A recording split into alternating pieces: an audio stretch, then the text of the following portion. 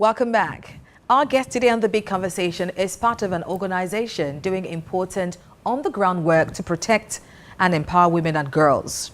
Omobawumi Ebube Ayodele is a passionate gender advocate, currently serving as Assistant Program Manager at the Women's Safe House Sustenance Initiative. Through advocacy, outreach, and survivor support, she works daily to ensure that women live safe, confident, and impactful lives. She holds a BSc in Business Administration from Bowen University and MSc in Entrepreneurship from the University of Ibadan. But it's her heart for justice that truly drives her. Omobawumi, we welcome you to The Big Conversation. Thank you so much. It's my pleasure. Thank you very much for joining us. All right, let's first of all talk about your work at Women's Safe House. Okay. I know that one of the key things I love about your initiative is that you actually have a place for women who are running away from maybe danger in their homes, and you actually sort of help them to settle in there, and they are able to be there for a while, and you keep them safe. Please tell us about that. Okay, so Women's Safe House Initiative is a non-profit organization that is equipped to help women and girls. We are focused on eradicating gender-based violence, all forms of gender-based violence, from domestic violence, sexual violence, and we offer counseling. We have a shelter that we run daily, monthly. It's always open. So we also have the legal aid that we offer to women. So let me just talk on the shelter. So the shelter is one of our psychosocial supports that we offer to women, where the women are able to come in. We house them for a particular period of time. Yes. So basically, over the time, these women, they are people that are going through abuse in their homes. Sometimes in the middle of the night, we just get calls that, oh, please, my husband has sent me out of the house and I don't have anywhere to go. And then that shelter has been one important support that is for women in the organization. Also, we have the 24-hour helpline. That is the primary helpline for domestic violence in Nigeria. Right. And we basically get calls all over Nigeria, from the north, from the east, from the west, everywhere. And this is also an important social support for women too. Right. And we also offer this to them. Also, we have the legal aid, where sometimes the women, they want to go to court. Yes. Probably they want to get custody for their children, and they don't even know how to go about it. Many of them, they just feel like, oh, once the man has said, oh, I'm taking the child away, that's the end of the world for them.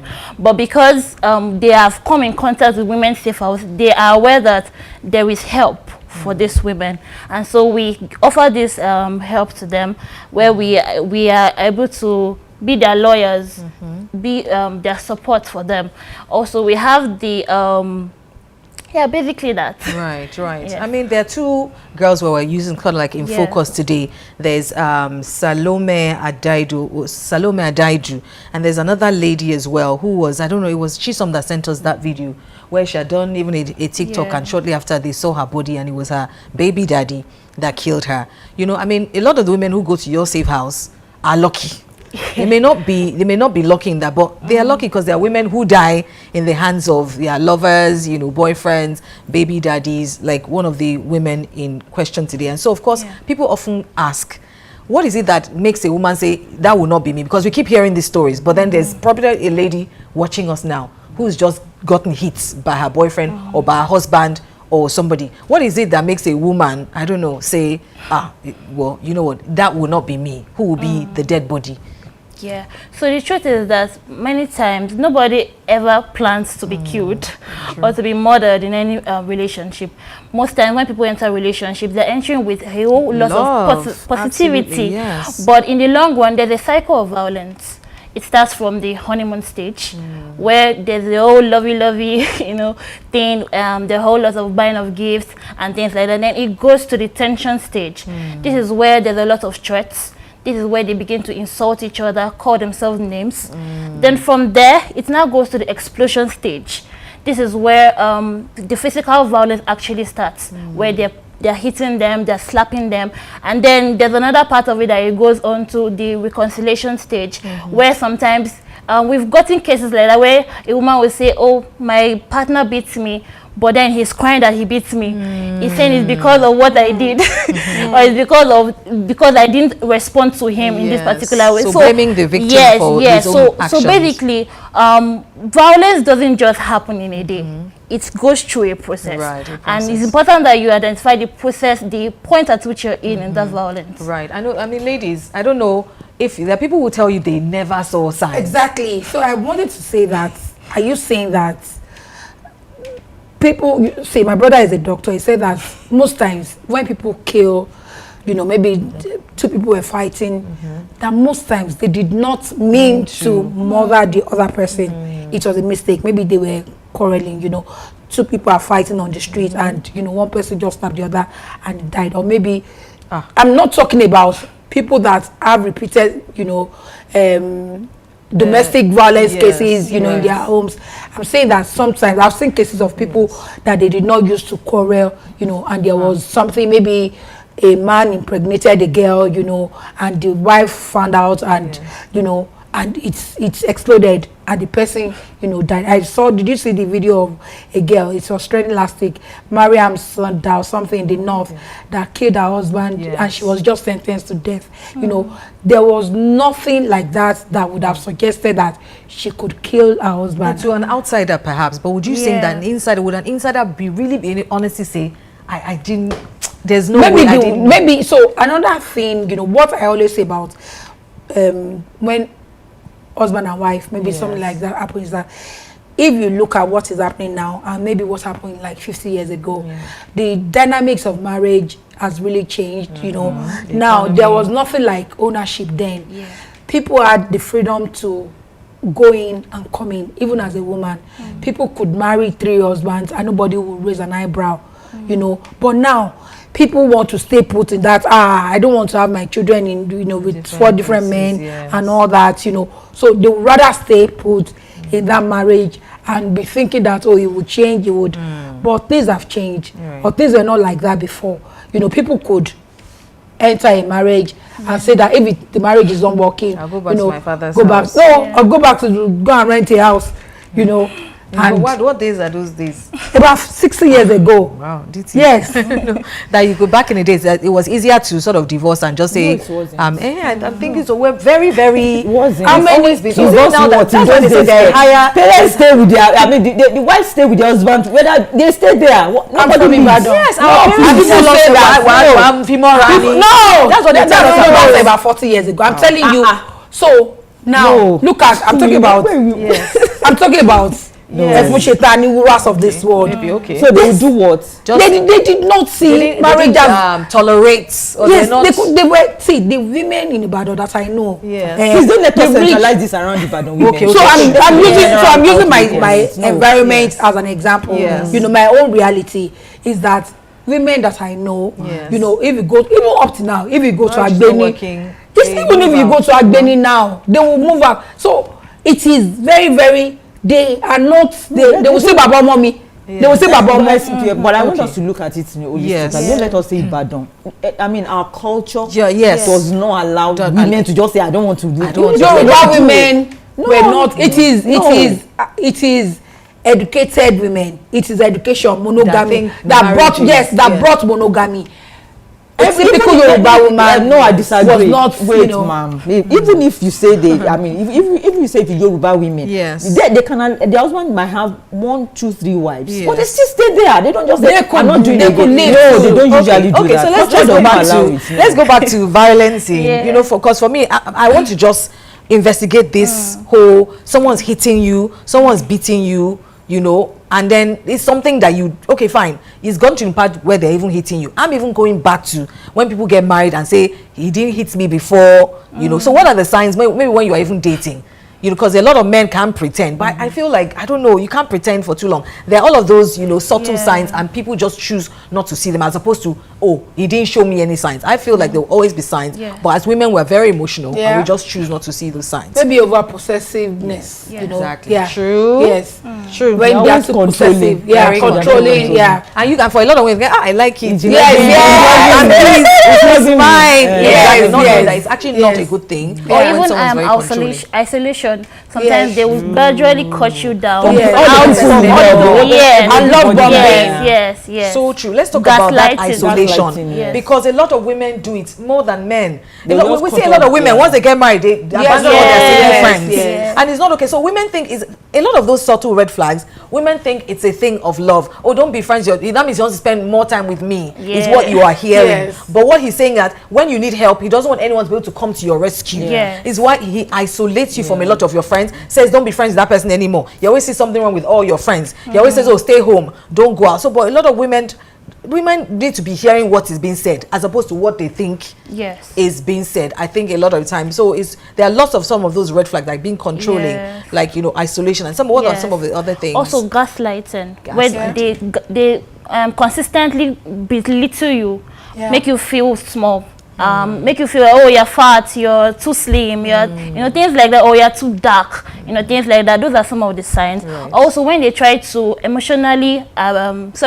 economically abuse you, saying things like, oh, I want my wife not to work, things like that. My wife should be the person that will be at home, take care of my kids, and things like that. Those are the little things that they, that are the signs that show forms of intimate partner violence too. Right. Let's now go back to this culture thing, because I mean Funlola is sort of gone there a bit, and it's important to go back there because according to Funlola's reality, you are saying back in those days people didn't. Is now that I mean people MRS till I die, do whatever they like. MRS till I die, because I've had a few people say, my parents, I went to report to my parents and they said you have to endure, and I've heard that too. They say marriage is not easy. Even me, I've heard people say my mom said, your dad used to beat me, and we're here today, and he doesn't beat me anymore. So it's a phase that you need to go through. So even sometimes our culture is culpable when it comes to pushing people to I agree. But we still have that.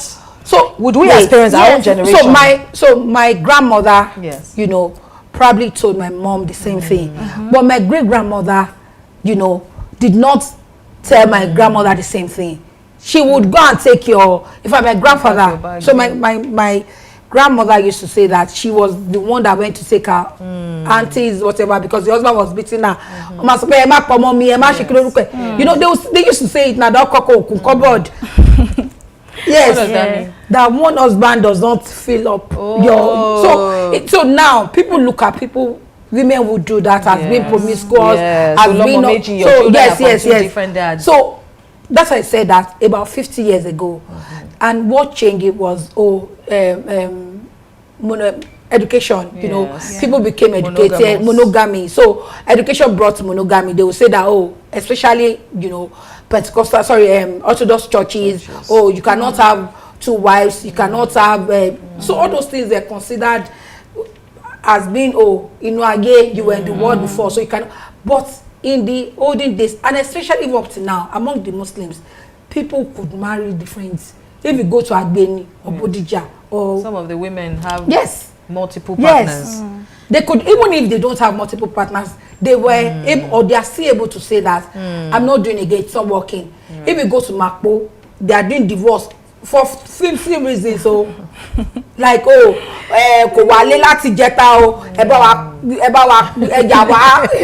separate us. If you go to customary court at Makpo, at Ojaje, at Oritakweni, customary courts have cases of people who say that they are not doing again. If you notice, it is the educated ones who want to become Mrs. till they die. Right. They are the ones. I'm serious. They are the ones who see marriage as a very strong possession that, I want to use it to form. But is it not DT, and to what end? Because I do understand that it's in the subtle, how we make marriage seem massive. Yes. That's why when people say it's an achievement, it's an ongoing debate. Because I feel like an achievement is something you have a certificate for after you've worked. But marriage is something that you are still, who says that you're 10 years married, you will not be divorced next week? So how is that an achievement when there's no goalposts? Well, there are 20-year-old marriages that it's definitely not an achievement, of course. Okay, so what are the ways that we can change that mindset? Because a lot of, I think Barrister Toji says it all the time, the Gen Z baddies, they don't see marriage the way anymore. We see marriages. But then these 2 girls that died, they were not even married to these guys. We're talking from girlfriend level, we're talking from baby daddy level, and they're already getting killed by their partners. So what do you think would have, what do you think? It's still that Gen Z bodies who don't see marriage, we think that. So there has to be a balance. You know, okay, you can't say that marriage is all that, but you cannot say that marriage is also not a good thing. You know, so just do the proper thing. You know, you cannot just be sleeping around with someone and say that because at the end of the day you are the one that women are usually at. If you say, oh, I want to be this person, I'm just going to sleep around, at the end of the day I think it doesn't pay women either. There should be a balance. Absolutely. No, so I mean, for these ladies, for example, would you think that what are the cries for help that family and friends didn't see with some of these ladies? What are the cries for help? Because there's usually a cry for help, especially when someone is going through domestic violence. But what are the signs that we miss out? So I think for the case of the piece, I think I read through the story and all that, and I could see that she sent a message to her friend. But the normal thing that our friend should have done was to reach out to an organization, because as a whistleblower, you know, she could have reached out to an organization, and that organization could have reached out to her and, you know, tried to help the situation. But everyone just kept quiet about it. So many times, people that they reach out to can also be whistleblowers to help them. And sometimes also the families also is they are also a reason for that abuse too. Probably you go, I think there was a case recently or years ago that we handled. This particular woman has been going through violence with her husband, and she reached out to her family and the man's family and all of that, and they were like, oh no, you are the wife, you are the one that should beg him and all of that. And because of the way everybody was against her, she just went back, you know, despite the fact that she's still going through that abuse. That's why I don't like that when people say, keep your things between yourselves. When they advise you join premarital counseling, don't bring a third party into your family. Definitely, I think once you get to a stage like this, you definitely have to speak out. And most times, women don't speak out. That's just the truth. They don't want the other person to know that they are being abused. They want to, you know, maintain the stigma. They're afraid of the stigma. So even to their close friends, they will still be hiding. You see people now. You see at times they even see them having marks on their bodies and everything. They will say, "What happened to you? I fell." They will not say the truth. So at times it has escalated to a point where people are not able to help them before we actually discover that something is going on. So most women hide it. They don't want others to see them as, oh, we are going through abuse. Instead of them to cry out and say, something is happening to me. And this could have stopped maybe to the point of them being killed. Could it be also that a lot of people are afraid that, I mean, you know how they say, if you talk about your husband to people, even when you guys make up, people are still going to look at your husband like, because I've had that situation before where someone said something, was in a public setting actually, and she said something, you know, very, very personal about her husband and her family. And it was a gathering of all of us strangers, but I guess she really wanted to unburden, you know. So until today, when I see them, you still remember what people like it's not like you. I'm like, my goodness. So I understand for something like that. Why some people would not. You should choose a good place to do that. Actually, there are counseling sessions, there are therapies. There instead of saying that in a public place. Of course, it's very true. We have to be careful of what we say. After you made up, people will still be looking at your husband as this man that is always clapping his hands. Exactly. So there are people that are trained for these things. Let's use them. This weekend, because I do counseling with my husband, where we still counsel. And you've been married how many years? 30. Oh, can you counsel other couples? Okay. Yeah, so we went for so yes, I mean it was inside. It was really bad, but it was an enclosed place where we had discussion. Nobody had to know anything that happens. So it's just within us, and it stops there. So find people that are professional in those areas to talk to, not in a public space where they're having meetings. Now talk about yours, but everybody now say when they see next and say this one is always exactly. And that's why at Women Safe House we have support groups that we have quarterly, and we also have one that is annually. The quarterly one is called Sister Circle, where we just gather women, about 10 women every quarter. They burden out, you know, just pour out themselves, you know, they just say what they are going through. Sometimes they're not actually going through domestic violence. It could be that they don't feel achieved. They don't feel like what they are doing is worthy, you know, of recognition and things like that. So we have that support group, Sister Circle, that is held every quarter. We even have one that is coming up next week that we already have gathered women in Ibadan. Let's know so that we can share with women. Yes. And we also have Fearless. Fearless is annually where we also gather women. It's a storytelling event where people come, they share the story, and also empower other women that are going through this particular thing. So another important issue, because I've seen this on real life, where people go to the police. Where should people go first? Because people go to police and police say, now your husband, now your husband. They don't always do anything. What do you say? You respect your husband. They're not trained. They say it's a family matter. They are not trained. Yes. So how do we? There's some things I just don't. Maybe these women, what do they call them? Those who, NSCDC. Those who stand for women, you know. Ministry of Women Affairs. Yes, something like that. That can really people that can really stand for. So even there's some lawyers. I think there is a lawyers. FIDA. So I think those are the type of people. If it's really bad, go to those people so that they can. But police, they're not going to get you root for your husband. So sometimes in fact the DPO is a woman and she's the one actually, you know. Yes, doing those things. Supporting the man against the woman. So I mean, women should just try to be financially empowered and have that, have that notion that I can live. We know women who are wealthy, who their husbands are beaten. So that's why I said ownership.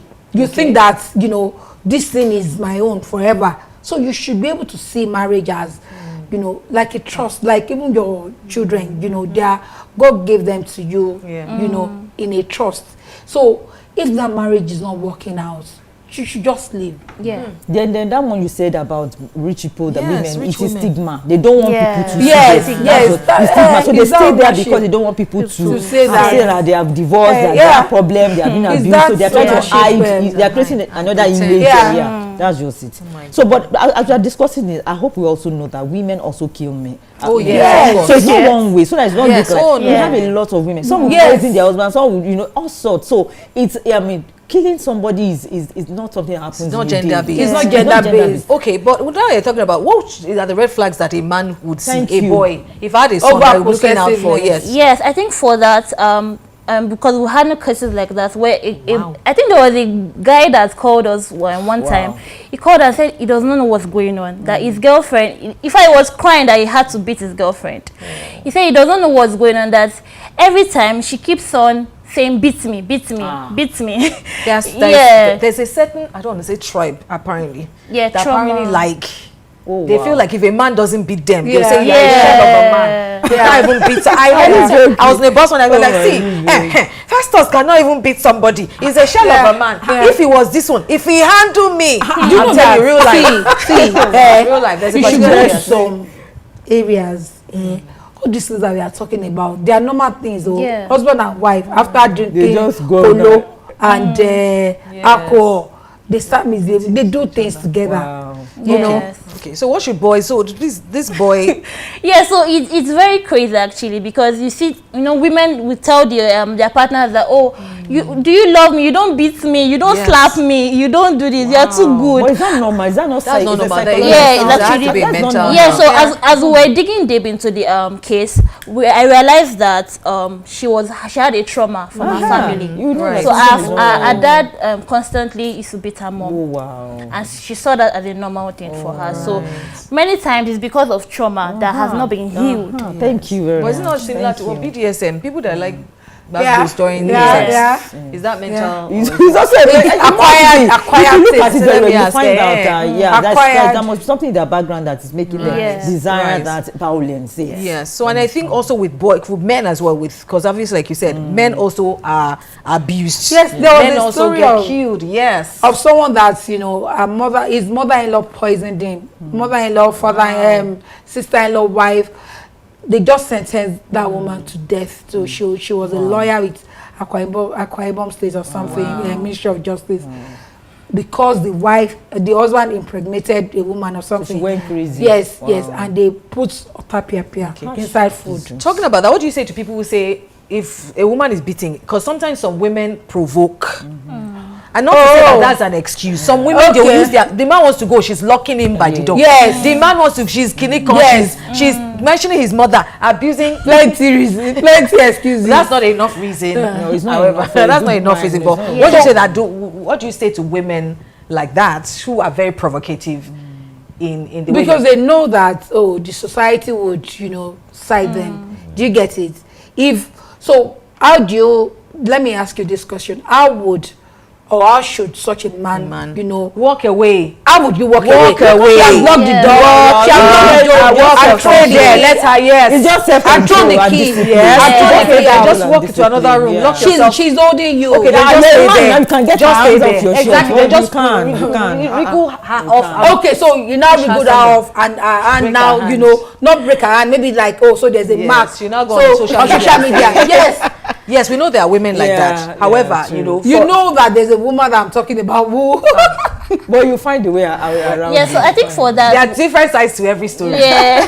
There are different sides to every story, Funlola. It's true because you don't have the other person. I know Funlola is very, but they are different. Exactly. Because, you know, also, I think, yes, obviously there are some women who are just crazy, who just want trouble. But also, maybe for women like that, there are certain things that the man has been doing. Abuse is not just physical.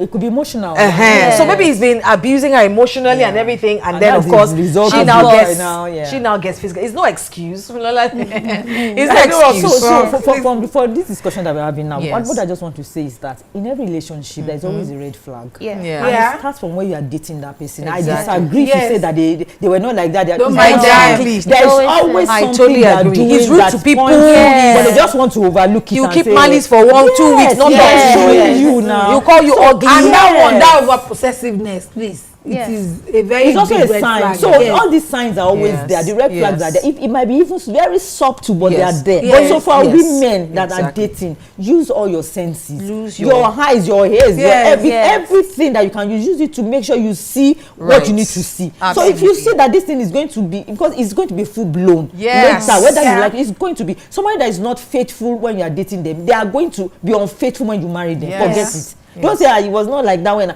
they always have those traits. Or if you check them, you see they might not do physically, but you see them texting women. You see all sort of chats on their phone. It will happen eventually. So true. So women, girls, open your ears, and they are, for the guys too. It could be the lady you are dating. They could be dating other men and you don't know, but you have to know. Make it your duty when you are dating them to know this thing, so that when you know that this one is not going to be faithful, if you want to stay with him, it's at your own risk. But however, DT, all the things you are saying. To a young lady or a lady who has low self-esteem or who is not intentional about there's nothing you are saying. You just want, maybe she has daddy issues. So a guy that's possessive to her is like, oh wow, he's going to take care of me. So she has daddy issues. So a lot of women, moms and dads, raise your girls with very good self-esteem. Raise your girls to have a healthy self-esteem, and also let them know that their life is not hinged by marriage or hinged by marriage, getting married. They don't become the person they should be because they are married. That's not it. Yes. Find who you are, know who you want to be, and then own your space before any man even comes into it. And fathers, that's why you are important. Because when you are not there, these girls, to validate your girls, they are going to fall for horrible men who beat them because their fathers are not there. So when men are asking, oh, so what's my place? That's your place.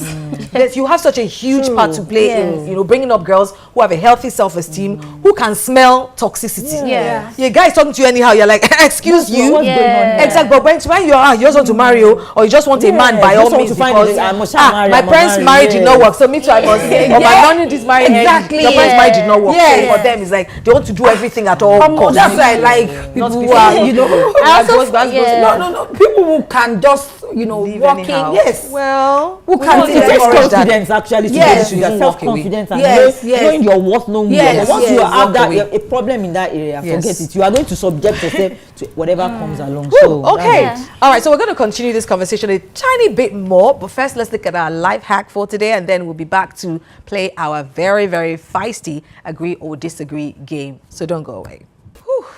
Welcome back. I'm hoping that the right person, man, woman, boy, girl, is watching this episode today, because it might be what you need to save your life. It might be a do or die episode for you. So let's do our agree or disagree segment. So what happens really is we have this board which says agree or disagree, and then we're going to pop a question on the screen. You have to answer agree or disagree. No sitting on the fence. All right, so our question for today is, once someone hits you once, they will do it again. Lola. Oh, really? Definitely. Really? Okay. Once someone hits you once, they will do it again. Oh my goodness. Okay. I don't. Why are you judging? Am I Humpty Dumpty? Okay, wow.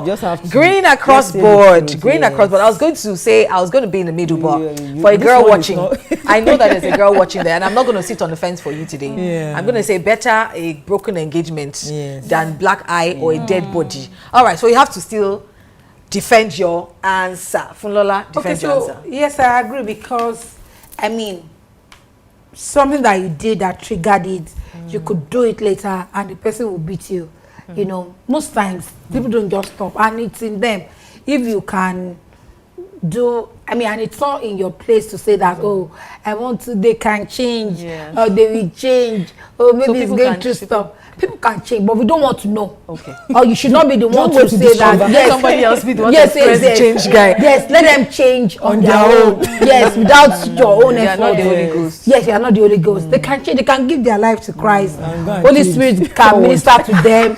Yeah, but it is not in your place to say that I want to watch them change. You know, true. Which is why a lot of women. Okay, DT, you also agree? Me, it's not really hit place. I always tell my girls when I'm doing premarital counseling, any man that keeps doing like this to you, even from hitting, before hitting itself, because the full blown one is now the it's part. It's going to get to that survive level. So so don't even wait for somebody that can be disrespectful enough to even be touching you and be doing the next thing. When the anger gets there, it's going to slap you. Just forget it. So people that have self-control now, you'll be able to, if someone actually they can be really angry, but you know that they would never lift their hands to you, or they walk out like Ronnie said, get out of the space or whatever. But once you see pushing you, shoving you, doing this, they are going to beat you. When they get very angry, they will slap you. So for me, please run for your life. There's nothing like that. All right, Omoba. I also say that you can't change anybody. That's the truth.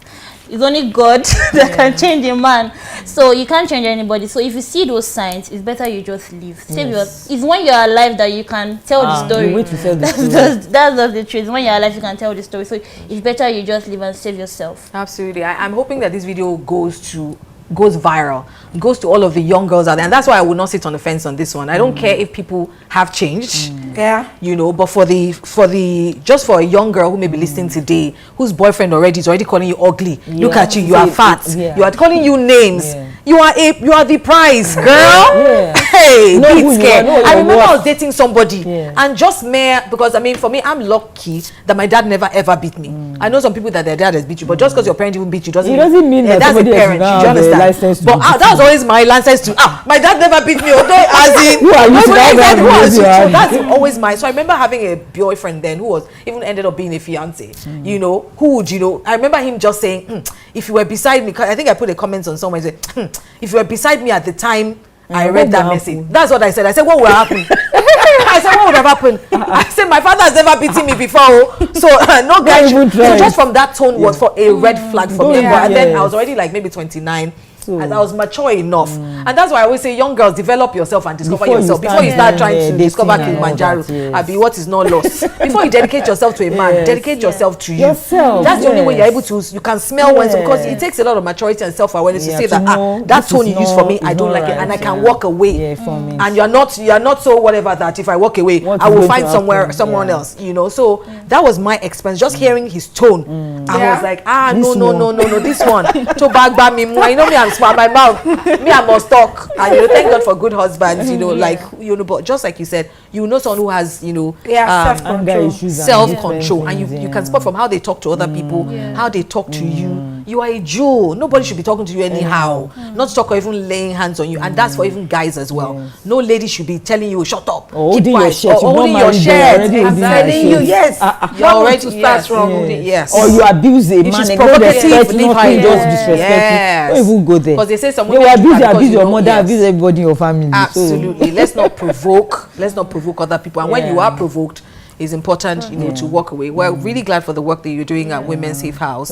Thank you so much for all of that work, protecting women, empowering women. So what happens to the women after they spent maybe how many months do they spend with you, and then what happens? Okay, so for the shelter, they are allowed to stay for 4 weeks. 4 weeks. Just 4 weeks, because we realize that a lot of women need this support, and we are the only women focused organization that has a shelter that accommodates. There's another one. Yeah, that accommodates just women. Just women. Just women. No, we do children too. You have one as well? I have a friend. Really? It's also in Bodija. Oh, okay. Yes. Fantastic. Fantastic. Actually, they just opened a new place. They had issues last year, so they have to close down. But they just opened. So women that are going through abuse can go there and stay. And even women from brothels, they get them out. Yes. Is it what do you call it?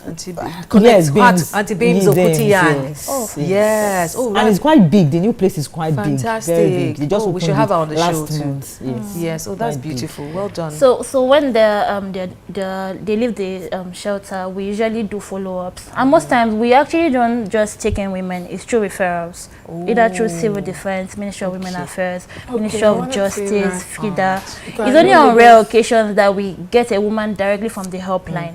You know, maybe she just calls and she needs a shelter. So most times, after all, we do follow-up.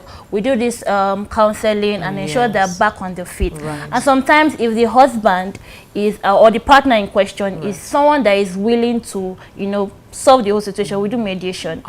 So settle the whole situation up. Ooh, okay. This is, I mean, wow. Let's take our wise words on the web very quickly. A wise word on the web. DT, do you want to help us read our wise words on the web? There is a colossal difference between accepting a person's flaws and accepting their insidiously behavior. Tracy Malone. Exactly. Yes. I mean, no, people can make mistakes, but the kind of mistake should not be slapping me. That should not be the kind of mistake you should be, you know, accepting. But today's conversation was tough, but necessary. If you're listening and this conversation hits close to home, what's the helpline? Do you know people can? Yes, if you're going through abuse. Yes, so if you're going through abuse, you can call us on 081-211-33399. Okay, again? 081-211-33399. 081-211-33399. 33399. And your Instagram is Women Safe House. Yes. They're called Women Safe House. Please run for your life. Live to live. I know someone who wrote a book called Live to Live, wow. to be alive. True. Live to live. If you're listening and this conversation hits close to home, know this: you're not alone. You're not overreacting, and you do not deserve to live in fear. Thank you once again to Omobawumi Ayodele for your passion and clarity. And thank you to the fabulous ladies as well that have been on the panel. And to our viewers and listeners for choosing not to look away.